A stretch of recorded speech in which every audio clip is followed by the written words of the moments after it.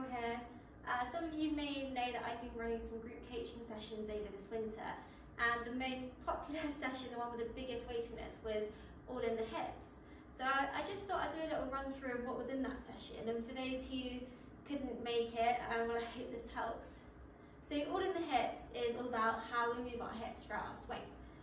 I think there can be a few misconceptions of how our hips move, but the way that I like to think about it is to feel like you're pulling your right hip back, almost like you're starting this lawnmower, not that I've ever done it.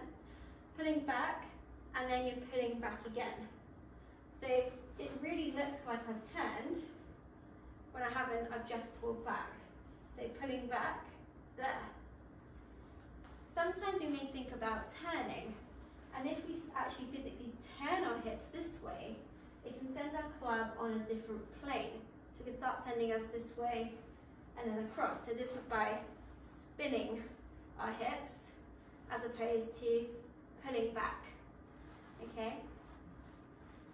And then sometimes we may sway. So if you're a golfer that struggles with strike, hitting it heavy or thin, it may be because you're swaying this way as opposed to pulling back this way, okay? And naturally our trail leg will start to straighten, then it will reverse as we come down. So if we're going to start this lawnmower coming down, it reverses, okay? So it's almost imagining that you're swinging in straight lines with your hips this way, as opposed to thinking about turning, which could cause a few plane issues.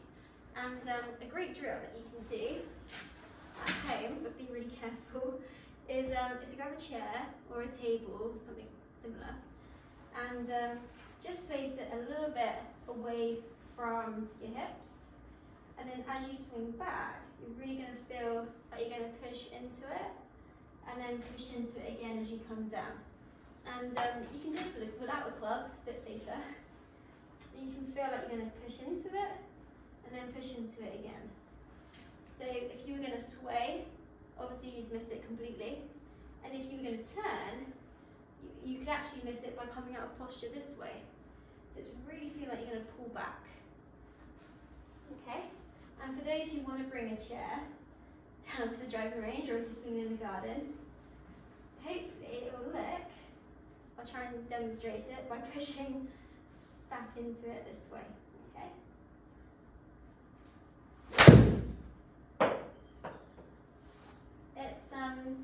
It's a great feeling, and it gets your hips moving really well. And if our hips move well, our club tends to follow the same path.